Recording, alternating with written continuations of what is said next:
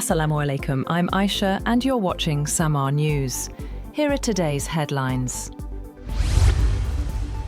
Israeli Prime Minister Benjamin Netanyahu says he is heading to the United States for talks with President Donald Trump, marking his 7th visit since Trump began his second term. Speaking at Ben Gurion Airport, Netanyahu described the relationship between Israel and the United States as uniquely close and unprecedented, both at the personal and state level. He said discussions during the visit will focus on Gaza, broader regional issues, and above all, negotiations with Iran. Netanyahu said he would present Israel's views on key principles guiding the talks, which he said are vital not only for Israel, but for peace and security across the Middle East. Indonesia says a proposed multinational peacekeeping force for Gaza could number around 20,000 troops. President Prabowo Subianto's spokesman said Indonesia could contribute up to 8,000 personnel, though no terms of deployment or areas of operation have yet been agreed. Indonesia has previously said it is ready to commit forces, but is awaiting clarity on the mandate of the proposed mission. President Prabowo has also been invited to Washington later this month for his first meeting of US President Donald Trump's Board of Peace. A White House official reiterates President Donald Trump's opposition to Israel annexing the West Bank, saying a stable West Bank is vital for Israel's security and the broader peace process. The statement comes after Israeli far-right ministers announced measures expanding control over settlements and religious sites, including Hebron and Rachel's tomb. The actions have drawn condemnation from 8 Muslim-majority countries, the United Nations and European nations, which called the moves illegal and destabilizing. Israel's measures, defended by Minister Bezalel Smotrich, have raised concerns over renewed violence and the undermining of a two-state solution. The United States has advised US-flagged ships to avoid Iranian waters in the Strait of Hormuz amid ongoing geopolitical tensions. The guidance urges vessels to stay closer to Oman's territorial waters and not to resist if Iranian forces board.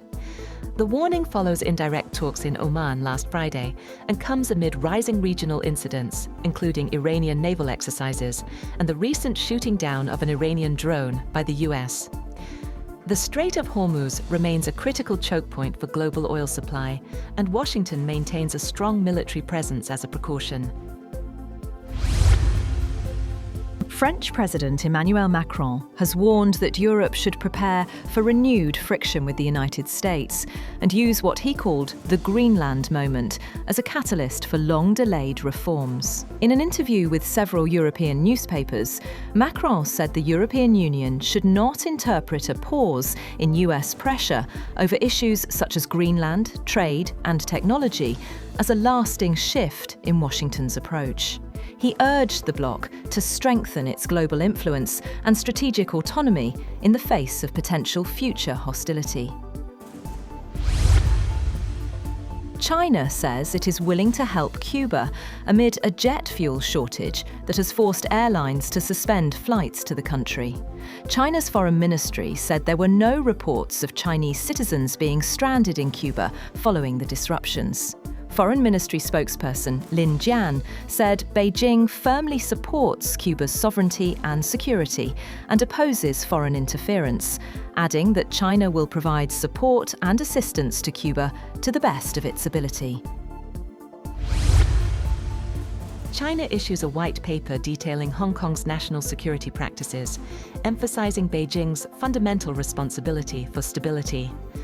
The release came a day after media mogul Jimmy Lai was sentenced to 20 years under the city's national security law, drawing international criticism from the US, EU, Japan, Taiwan, and rights groups.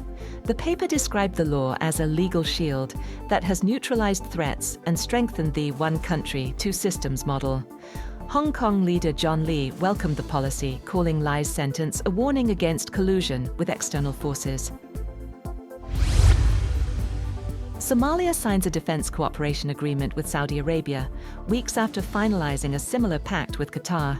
The memorandum, signed by Somali Defense Minister Ahmed Moalem Fiki and Saudi Prince Khalid bin Salman, aims to strengthen military ties and regional security collaboration. The moves come after Israel recognized Somaliland in December 2025, raising concerns in Mogadishu over a potential Israeli military presence. Somalia also cut ties with the UAE, citing actions that undermine national unity and support Israel's recognition of Somaliland.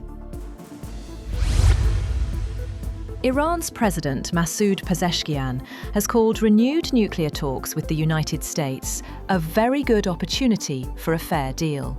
Speaking in Tehran, he said Iran wants guarantees on uranium enrichment and sanctions relief under the Non-Proliferation Treaty. Talks resumed in Oman after 8 months, with Tehran stressing dialogue but warning it would not accept excessive demands.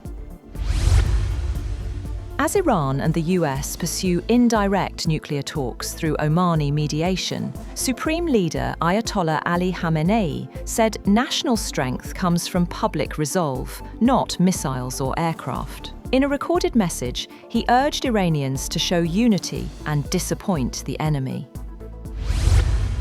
That's all for now. For more updates, visit www.samaa.tv. Thank you for watching Samaa News.